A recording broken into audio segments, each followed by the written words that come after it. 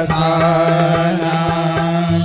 धर्म दूसर सत्य समाना, आगम निगम पुराण बखाना। श्री राम जय राम, जय जय राम। श्री राम जय राम, जय जय राम, जय जय राम। असत्यार्थ परो धर्मः, सत्य से बढ़ करके कोई धर्म नहीं है और असत्य से बढ़ करके कोई पाप नहीं है।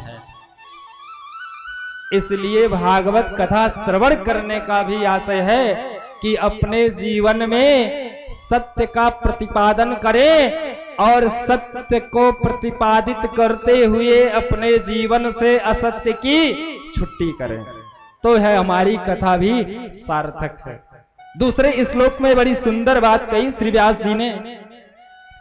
धर्म प्रोज्झित कयोत्र परमो, निर्मत शराणाम श्रताम। वेदम वास्तवमत्र वस्तु शिवदम त्रापत्रयो न मूलनम। श्रीमद्भागवते महामुनिकृते किमवा परैरीश्वरः। सज्जो हृदयवरुद्धेत्रे कृत्यभिः सुश्रुतेभिस्तक्षरात्। बोले धर्म का प्रतिपादन किया, धर्म का निरूपण किया और दूसरे श्लोक में परम धर्म का निरूपण किया है। बोले सत्य अगर धर्म है तो परम धर्म क्या है? बोले भागवत में परम धर्म का निरूपण किया है सज्जनों। अरे भाई ये परम धर्म क्या है? तो बोले जिस भागवत की कथा का हम लोग श्रवण करते हैं उसमें किसका प्रतिपादन है? सत्य का प्रतिपादन है। और सत्य कौन है? सत्य श्री कृष्ण है और कृष्ण भी सत्य है। इसलिए उस कृष्ण की कथा को श्रवण करना और कृष्ण के द्वारा गीता में गाए गए उपदेश का पालन करना मेरा परम धर्म है। प्रथम श्लोक में सज्जनों सत्य का निरूपण किया और दूसरे श्लोक में परम धर्म का निरूपण किया। बोले ये परम धर्म भागवत की कथा कैसी है?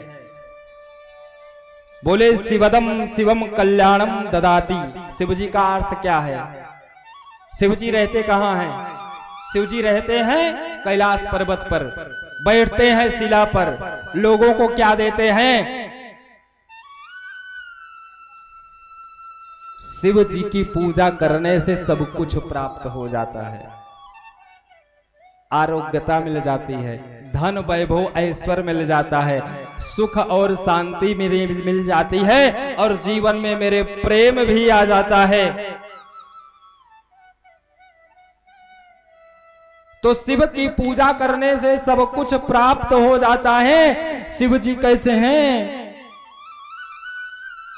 ये स्वरूप भागवत का कैसा है? जो कल्याण करने वाली है, जो सब कुछ जिससे प्राप्त हो वही तो कल्याणकारी है। जो जीवन में हमें सब कुछ दे दे, हमारे इस खाली दामन को भर दे, वही तो कल्याणकारी है। तो भागवत की कथा कल्याण करने वाली है। और क्या है? त्रापत्रयोन मूलनम, तीनों प्रकार के हमारे जीवन के ताप को नष्ट करने वाली है। ऐसी कृष्ण कथा है जो भागवत की कथा है, जिसमें भगवान कृष्ण के सुंदर कथा का प्रतिपादन किया गया है।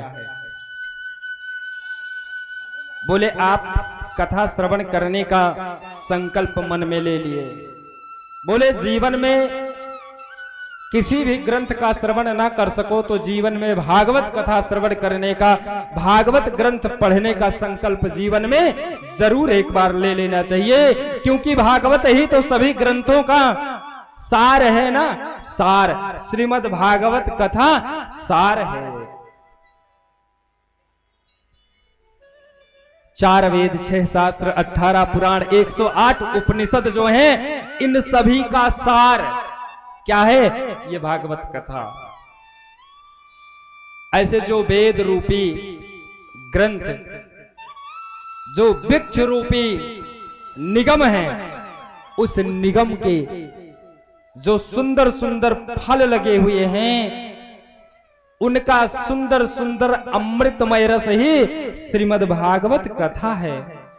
भागवत की कथा तो बड़ी चिन्मयी है, लेकिन बोले भागवत की कथा श्रवण करने में रुचि तब उत्पन्न होती है कि जब हमारे जीवन के अनेक प्रकार के पुण्य का उदय होता है। और जब तक जीवन में पुण्य का उदय नहीं होता, तब तक भागवत कथा श्रवण करने में रुचि उत्पन्न नहीं होती। हम घर से कथा में श्रवण करने के लिए चले तो हमारे हृदय में श्री बाल कृष्ण की झांकी प्रकट हो जाती है, उत्पन्न हो जाती है। और घर से चलते चलते हम जब भाव से निकलते हैं, देखिए एक भक्त अगर भजन के लिए जाता है तो सोचते हुए चलता है कि भगवान के ऐसे स्वरूप का गुणगान होगा तो भगवान के इस स्वरूप की झांकी का मैं दर्शन भी करूंगा। कथा का प्रेमी हो, भगवत प्रेमी हो। अब देखिए आप सब लोग अपने घरों से कैसे चल करके आए हैं, भगवान के लिए ही। भगवान की सुंदर रसमयी कथा का गान होगा और मैं श्रवण करूंगा, उसमें सराबोर होता रहूंगा। देखिए संदीप भैया हमारे आए हैं कितनी दूर से कथा श्रवण करने के लिए। भाव ही तो है।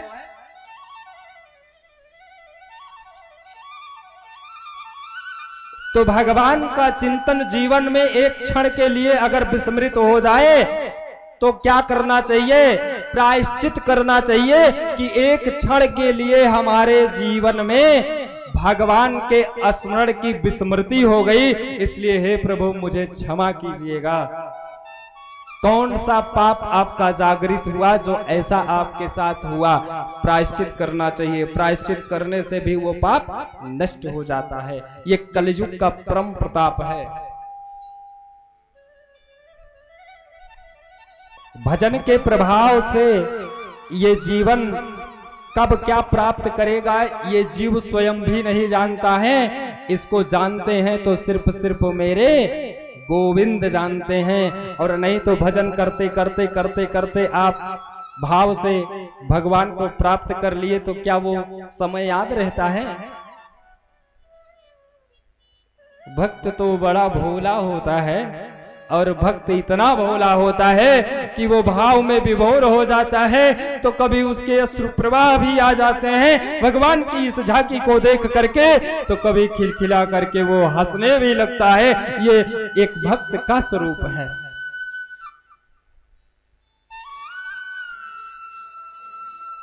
उसका विस्मरण हो जाता है, क्योंकि भगवान जब भी अपने झांकी का हमें दर्शन भी दिखाते हैं तो उस झांकी को भी दूर कर देते हैं हमसे, क्योंकि कहीं अभिमान ना आ जाए। बार बार भगवान इस जीव की परीक्षा लेते हैं। अभी भी इस संसार की किसी भी संस्कार से अगर निवृत्ति नहीं हुई तो भी थोड़ा जांच ले।